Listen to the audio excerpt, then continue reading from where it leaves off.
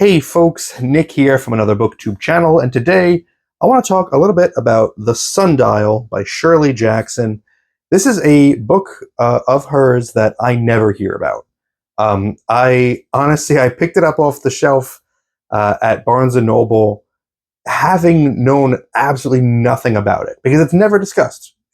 From what I've seen, it's always like Haunting of Hill House, The Lottery, and maybe if you know what you're talking about, We Have Always Lived in the Castle, but the Sundial, never hear about the Sundial. I was just like, okay, let me grab it because I want to expand my Shirley Jackson horizons.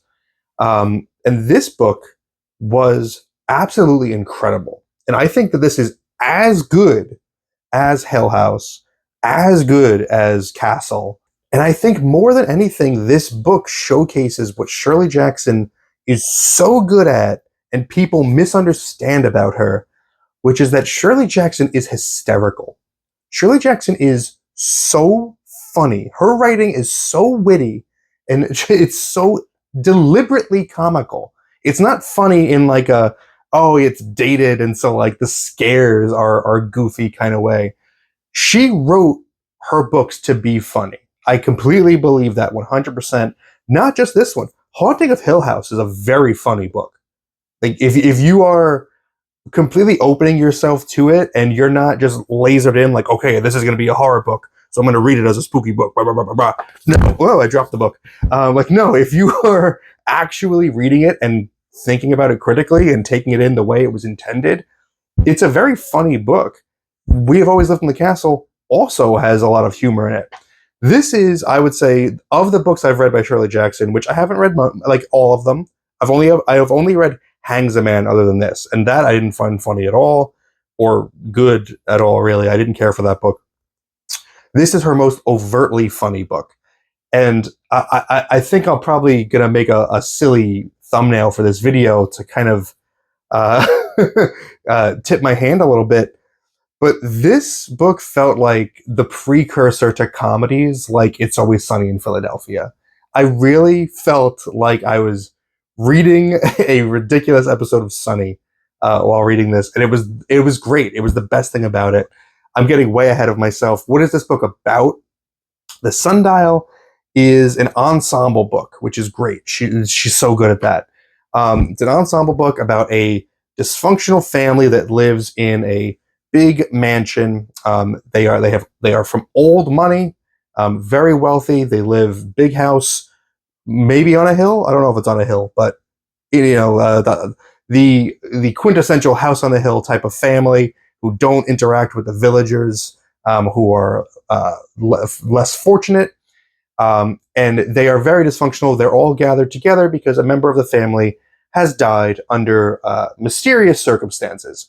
His widow, who lives in the house with her daughter, is very suspicious of her mother-in-law, thinks that maybe she had something to do with it. And there is a lot of turmoil in the house because now the mother-in-law has become the matriarch. By the passing of this family member, she is the true leader of the family. She inherits the house, and she's going to make some changes around here. Another member of the family is Aunt Fanny. And Aunt Fanny does not get along with mother-in-law. Well, none of them get along with anybody. But Aunt Fanny is walking the grounds one day after the funeral, and she has a visitation from her father, a ghost.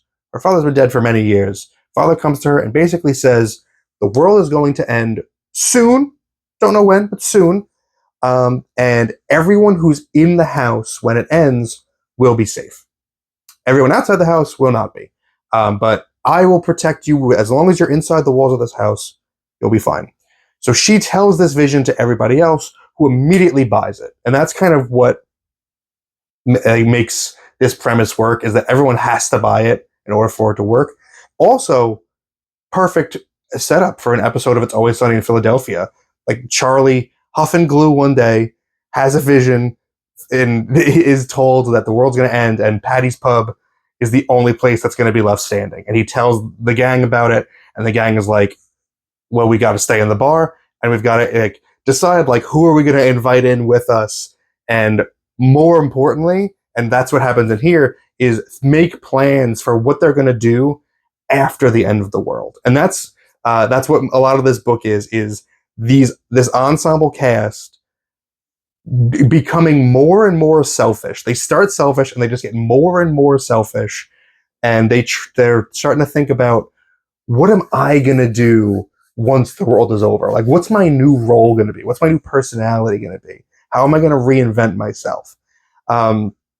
And it's just about 200 pages of characters talking in circles around each other, not listening to each other, and being generally funny. Like, their miscommunications, their deliberate attempts to miscommunicate, their deliberate attempts to not understand each other.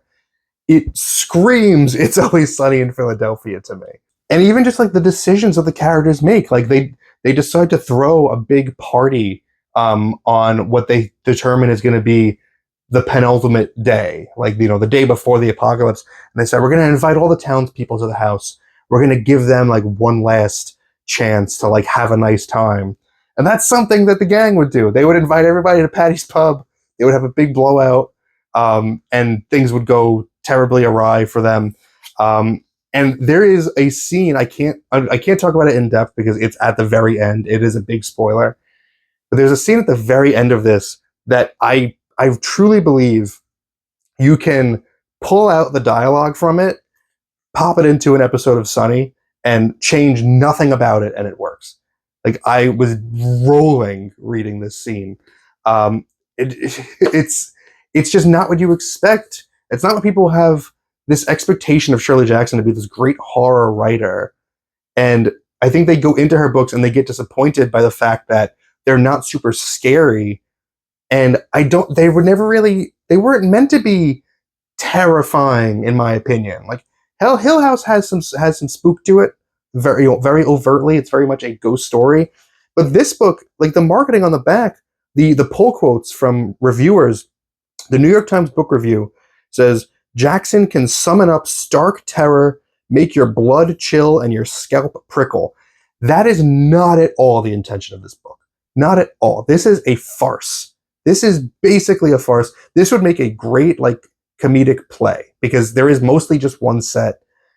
There are moments where, like, it delves into possible spooky areas, but it's not the bulk of the book, and it's not really what I think the intention of it is. The intention of it is to hold up a mirror to these characters who are incredibly selfish, and allow the audience to see things in those characters that they relate to that is bad. Like, every character in here sucks. Like, there's nobody that's really likable in here, but they all at one point have a thought or make a decision that I found myself like, oh, I've had that thought before. And it kind of made me feel like, oh no, it's revealing something about ourselves that we might not want to confront or think about. And I think that's the purpose of this book, and make us, you know, kind of laugh and see the comedy of the situation while we're doing it. So I really can't recommend this book enough. I think if you have read Shirley Jackson's major works and you've never heard of this one before, or you think like, oh, I would get to her stuff eventually, read The Sundial. This is so much fun. This is so good. And it's I think some of her best character work that she's done, and just being able to balance all of these different people with all their different motivations and all their different attitudes, talking over each other. It's genius. Especially now that I have prompted you and given you the permission to, like, embrace this work for not being scary. I think you'll enjoy it a lot better that way, because I really do think that holds a lot of people up, because they expect her to be scarier than she is. Don't go into it like that. Go into it expecting an episode of It's Always Sunny in Philadelphia, and you'll enjoy it. My arbitrary and subjective grade for The Sundial by Shirley Jackson is a perfect 10 out of 10. I love this book. Do with that what you will. Let me know if you've read The Sundial and you agree with my take, especially if you're a fan of It's Always Sunny in Philadelphia. And also, let me know what other books of hers you've read, or just generally if you agree with the idea that she is meant to be a kind of funny author. Like, the scares are not the main thing with her. Let me know if you agree with my take on that. I'm very curious to know. Thank you very much for spending some time with me today, but now it's time to get back to reading.